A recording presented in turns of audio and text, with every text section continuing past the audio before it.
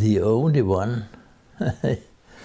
Ja, jamen altså... Vi sætter den der plade på, Platters Only You.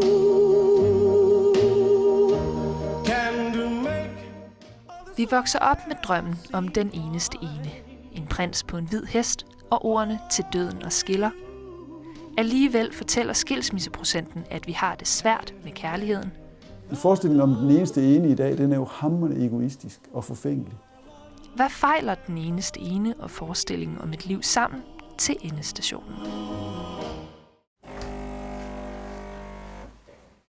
Mads Knudsen er 25 år, skilsmissebarn og single. Han er klar til at bytte roomie og mandehørm ud med kæreste og kælervaser. Jeg skal nok finde en, der passer så godt til mig, at jeg føler, hun er den eneste ene. Jeg skal kun giftes én gang, og hvis det er, at det ikke går, så skal jeg ikke giftes igen. Så bliver det også noget med at bo sammen, og så bare være samlever, når det er sådan. Jeg giver kun ægteskabet én chance. I aften skal Mads i byen i Silkeborg. Jeg leder efter en, der jeg selvfølgelig vil have mig for mig, og en jeg kan stole på.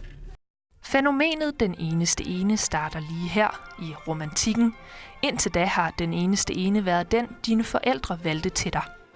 Men 1700-tallets familiestolthed og fornuft udfordres af en fransk revolutions idealer om frihed, lighed og broderskab.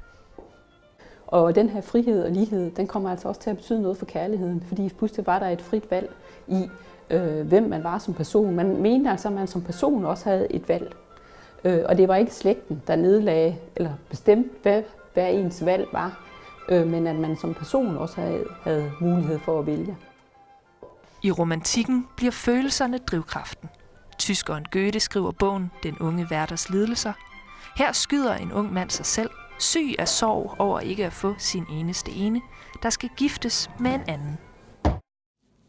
I 61 år har Gudrun Jespersen lavet frokost til sin mand Knud. Det er blevet til mere end 88.000 stykker rugbrød. Jeg har nok altid været lidt småforelsket i hende. Det tror jeg. Lige siden vi var store børn. Og vi svinger godt sammen. Er I stadig forelsket? Ja, det er vi. Ja, det vil jeg også sige. Det vil i hvert fald være løgn at sige, at vi ikke var. Ja.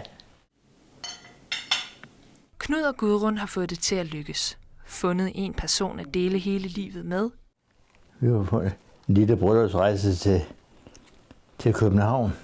Men kun 56% af os danskere tror faktisk på, at vi kommer til at følges med den samme. Hvad skal den eneste ene indeholde i dag, for at vi kan gå hele vejen ned ad kærlighedens sti til døden og skiller?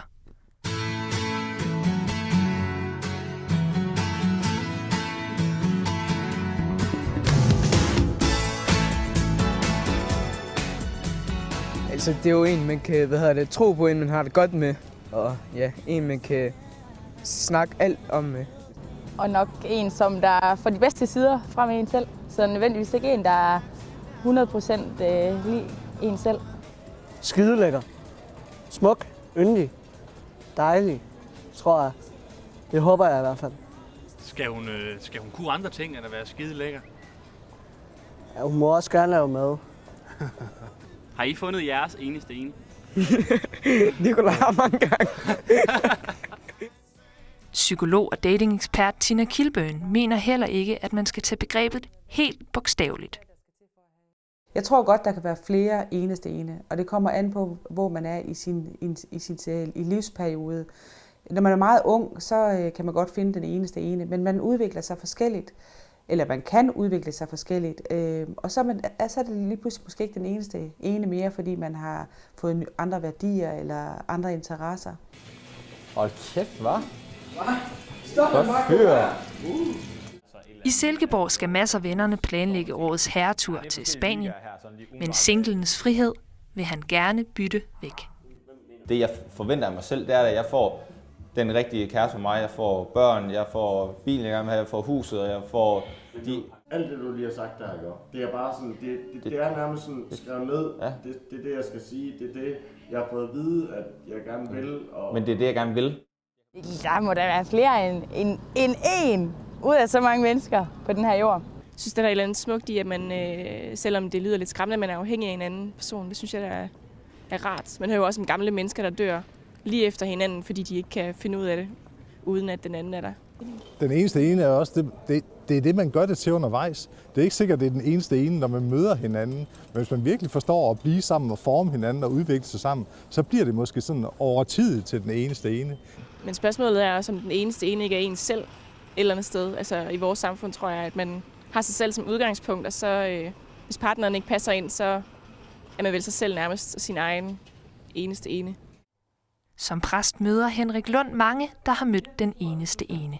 Men han er bekymret for, at ingen mennesker kan leve op til nutidens ideal. Hvis du er den eneste ene, så skal du kunne alting. Du skal være en hammergod elsker, ikke også i sengen. Du skal se godt ud. Du skal tjene en masse penge. Du skal have et spændende job. Du skal være et intellektuelt modspil. Du skal dyrke sport. Du skal have nogle sunde børn. Du skal... Altså, billedet af det, man har, ideal, man har i dag, det er jo fuldstændig vildt, hvad den anden skal kunne leve op til. Hvis ikke den eneste ene lige lever op til forventningerne, kan det være, at den næste gør det, eller den næste, eller måske den næste igen. Vi er hurtige til at sige, du er ikke væk. Og det er jo det samfund, vi lever i. Det er et forbrugssamfund, og det smitter også af på vores kærlighedsliv. Vi giver det ikke en chance. Vi arbejder ikke for sagen. Hvis vi skal bruge noget energi på at få det til at fungere, så er der mange, der siger, at det orker de ikke, og så prøver de at finde det næste. Mads og gutterne rykker i byen. Selv er han ikke sikker på, om alkohol og høj musik er det bedste loop til søgen efter kærligheden. Men man ved jo aldrig. Måske dumper den eneste ene pludselig ned på Diskotek Villa midt i Silkeborg.